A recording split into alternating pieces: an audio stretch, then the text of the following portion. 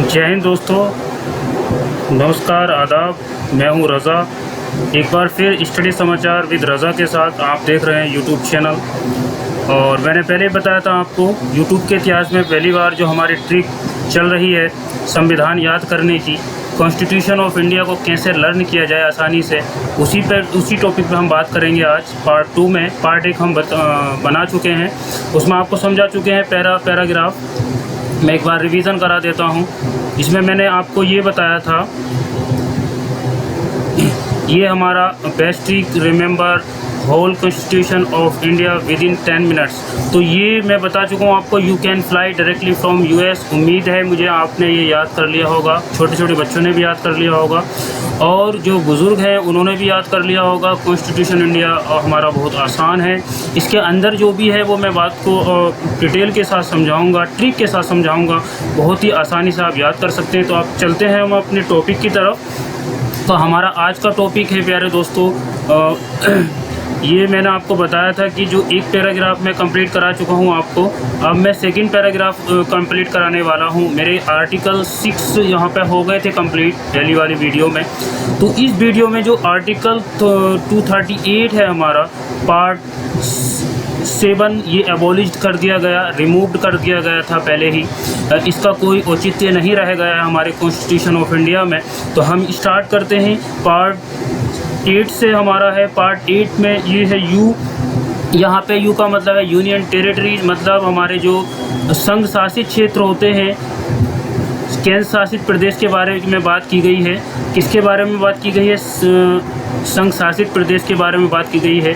इसका यू का मतलब है यूनियन टेरिटरीज, मतलब केंद्र शासित प्रदेश। और आर्टिकल 239 से 242 मीन्स इसके दो टोटल जो आर्टिकल हुए, एक तो 39 हो गया, 40, 41, 42, टोटल 4 आर्टिकल हैं कायम है यूनियन टेरिटरीज में। फिलहाल में अभी हमारे जो केंद्र शासित प्रदेश हैं वो भारत के अंदर टोटल इस टाइम पे हमारे 8 केंद्र शासित प्रदेश हैं। टोटल 28 पूर्व राज्य हैं जो जम्मू कश्मीर और लद्दाख के अलग होने के बाद अभी हुए हैं। ठीक है, पार्ट 8 याद रखना है आपको, यानी कि यूनियन टेरिटरीज पार्ट 8। देखो कितनी अच्छी ट्रिक बन रही है यहाँ पे, यानी कि हमारे टोटल कितने हैं यूनियन टेरिटरीज? 8 है, तो पार्ट 8 है यहाँ पे हो गया। तो इस तरीके से याद कर सकते हो। पार्ट 8 में क्या है, 8 यूनियन टेरिटरीज हैं और 239 से 242 तक। उसके बाद है प्यारे दोस्तों हमारा क्या, पंचायत। तो पंचायत देखो, पी से पंचायत, और आर्टिकल 243A से लेकर 243 जेड तक है शायद। ये छूट गया मुझसे, आप लोग लिख लेना यहाँ पे।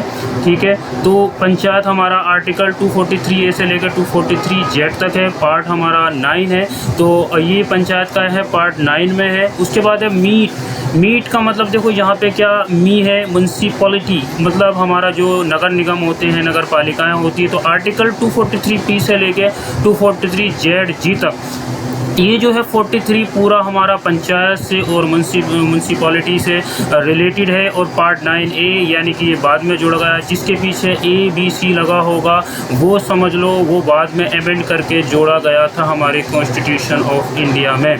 तो उसके बाद है हमारा भाई ये हो गया यूपी मीट कोप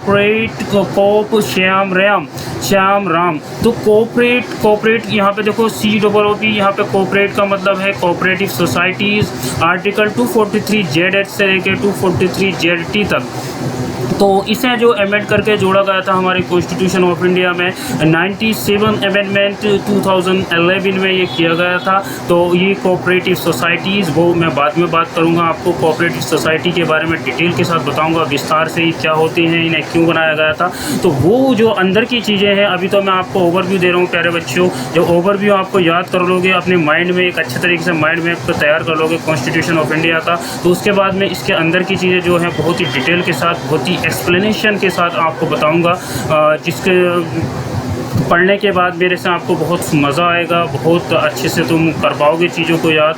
तो मेरा जो टारगेट है वो प्रत्येक बच्चे को, भारत के हर बच्चे को, हर कॉम्पिटिटर को, हर तैयारी करने वाले को, हर बुज़ुर्ग को, हर माता बहन को ये याद करा देना है कॉन्स्टिट्यूशन ऑफ इंडिया।